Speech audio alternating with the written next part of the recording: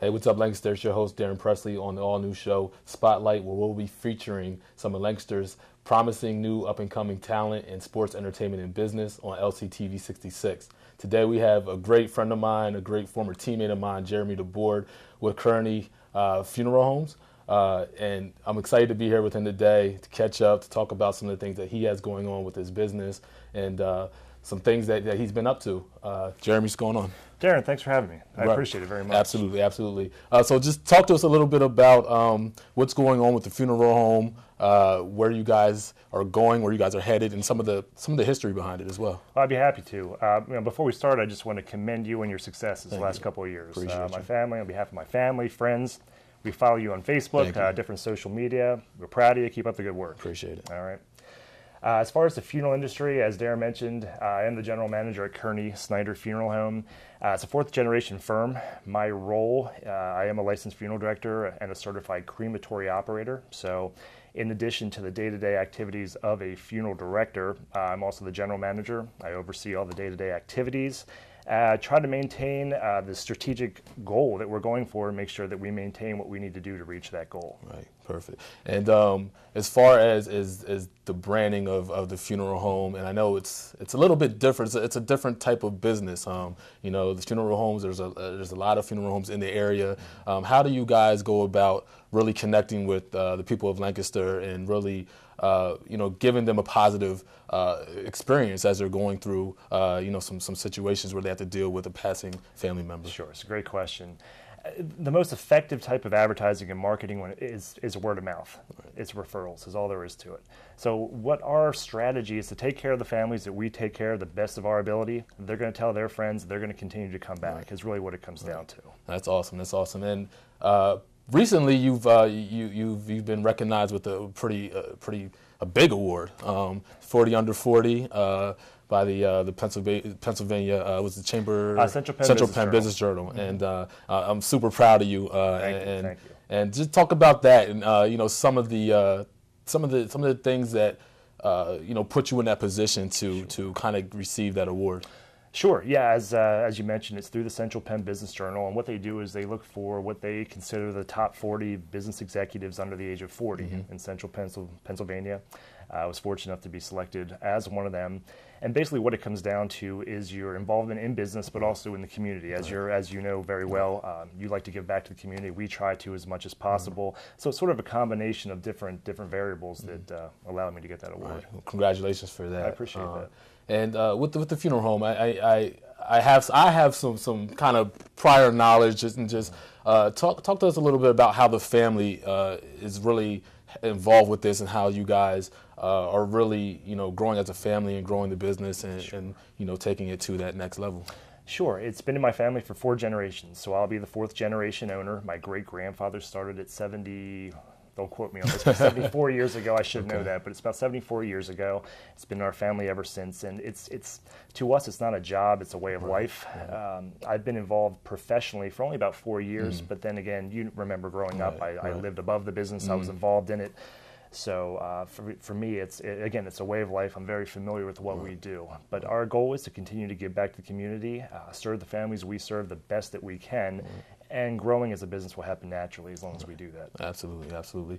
And before you said you were with the business for about 4 years now. Mm-hmm. Before that, you were away. You were down south and doing some work down there. Can we just talk about what you were doing down there and how that kind of how you transitioned back up here and really got heavily involved with the family business? Sure. I work for a construction manufacturer. It's a Fortune 500 company. I was their marketing manager and then later went on to a regional sales manager. It was a tremendous opportunity. The problem was, from the way I saw it, and my wife saw it, I was in a hotel room about 4 nights out of the week. I was being relocated to a different part of the country every 9 months to a year. And they were promotions, they were positive things, but it became too much. So when we found out we were pregnant with our first child, we decided, let's come home, begin buying out the family business and kind of look for a new avenue. Right, absolutely. That's awesome. And as far as, a lot of people remember, Jeremy, we played basketball together, and a lot of people might not know, but me and Jeremy actually first met when we were in like seventh grade? Yeah, that sounds about right. Seventh grade. We played on the Keystone team.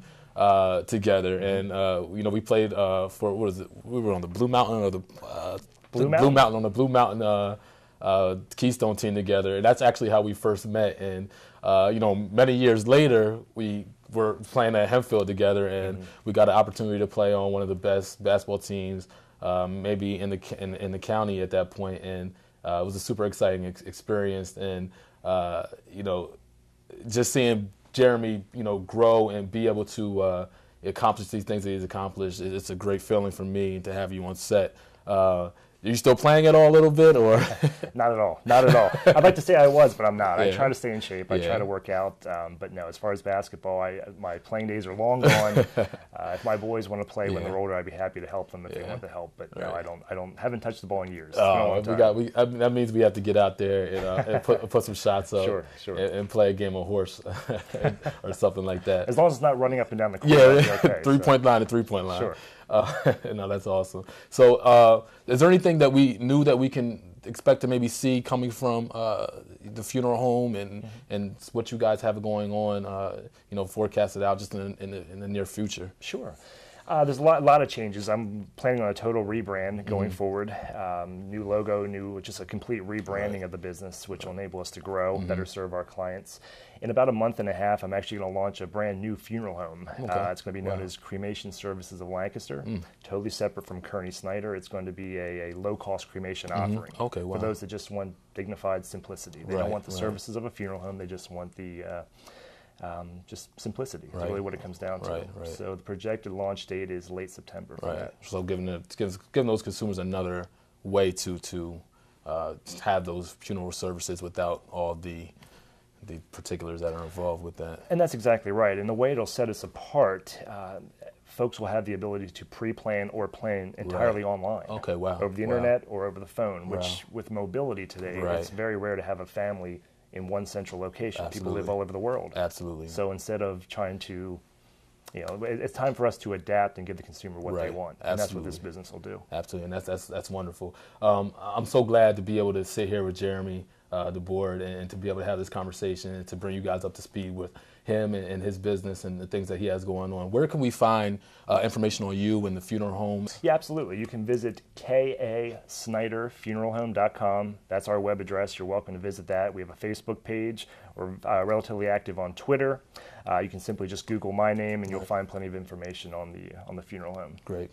I appreciate you guys for tuning in once again. LCTV 66. This is Spotlight. We're here with Jeremy, the board. Please tune in. We appreciate you guys for continuing to tune in, and we'll see you guys soon. Thanks. LCTV 66 is your connection for high school and college sports. Catch the action of your favorite teams in Lancaster County. Coverage of basketball, ice hockey, field hockey, soccer, football, and more. To join the LCTV sports production team or to sponsor or underwrite a sporting event, contact us at info@lctv66.org or call 717-394-LCTV. This is your community, your teams on your local sports channel, Lancaster Community TV. Welcome back to LCTV 66. I'm your host, Daron Pressley, on Spotlight. Once again, we're here with Pat Mendez. I'm happy to have this guy on the show. He's doing some great things in Lancaster County with some of our student athletes, with a lot of our student athletes. He started PA Elite Scouting Services, and we're just going to talk a little bit about what he does and get some info on his background and really bring ourselves up to speed with PA Elite Scouting Services. It's great to have you on the show, Thanks Pat. for having me, Darren. Appreciate you. So what's going on, man? So how you been, man? I know that you're a former Hempfield guy. You're a McCaskey guy. Tell us a little bit about Pat and your athletic background and some of the history there. Yeah, basically I started at McCaskey, and it was the best of both worlds as a student athlete at first. Realized that I needed to go somewhere that's going to challenge me academically. So my mother moved into Hempfield School District, and it was a no-brainer for me to get out there and utilize my student athlete abilities. Right. And as an athlete at Hempfield, you played multiple sports. Correct. Let's talk about that a little bit. I know you were like a 3, 4, 5 sport guy. Yeah, football, basketball, ran track, and also played some lacrosse for a little while there. So I was very fortunate enough to be able to do all sports, as all the coaches were pretty understanding around having me on their team. That's great. That's great. And as you transitioned out of Hempfield, you had some opportunities to play at the collegiate level as well. And is there anything that you can tell us about that experience and kind of some of those highlights there? Yeah, my first recruiting letter came from UCLA. Not being able to get out to any of their camps or combines sort of set me behind. Ended up signing a national letter of intent to go to Shippensburg. Wasn't familiar with the recruiting process, scouting process. Signed a ship and absolutely hated my decision to go there. Nothing wrong with the school in general. It was just a decision that I felt was wrong for me. Ended up going to a junior college and earning a scholarship from there. So I had to take a step backward in order to go ultimately where I wanted to go. Right. Now, you said the recruiting process that you kind of weren't aware of that and how the recruiting process kind of shakes out. And as you started to think and developed, obviously, PA Elite Scouting, how much of a role did that play into what you're doing now? Huge role, man. Huge role. You only have one opportunity to do it the right way. So PA Elite Scouting, basically, when I founded it, it was based on the mentoring, the advising, the training, and then the marketing of student athletes.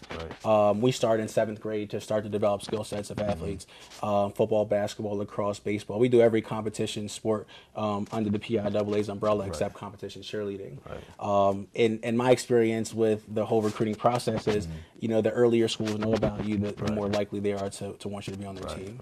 And with PA Elite Scouting, how are you able to really solicit some of those athletes and get them, noticed and get them seen by some of these colleges and universities? Yeah, we partner with Rivals, 24/7 Sports, ESPN, and then Nike through their sport combines. What that enables us to do is do an evaluation because we're NCAA certified. We do the evaluation of our student athletes, and then we send that over to those camps and combines.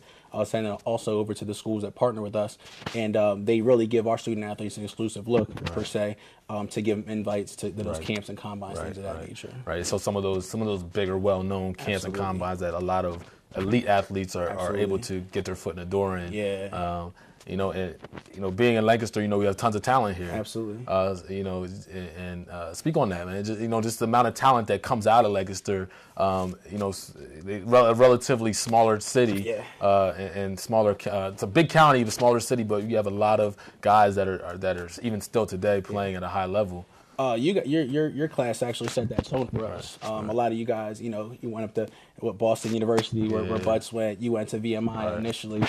So you guys sort of set that tone for us to be able to get those looks here in a county full with a plethora of athletes. It was reported through the PIAA that 92 schools, 92 athletes or Division I prospects. They just don't know about the process.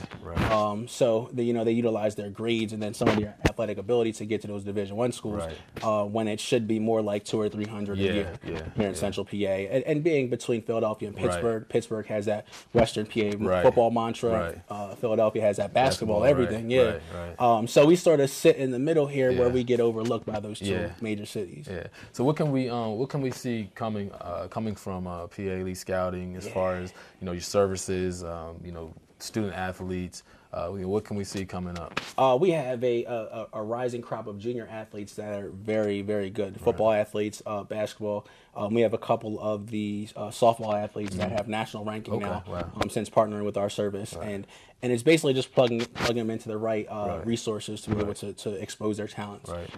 We work with 1,001 camps and combines to get our kids to those camps and combines exclusively, but we're developing the entire athlete, the training aspect of it, where they'll get with a trainer, they'll do 1 day a week with a position coach, mentoring with former blue chip recruits like yourself, but they'll have somebody that they'll touch base with that holds them accountable.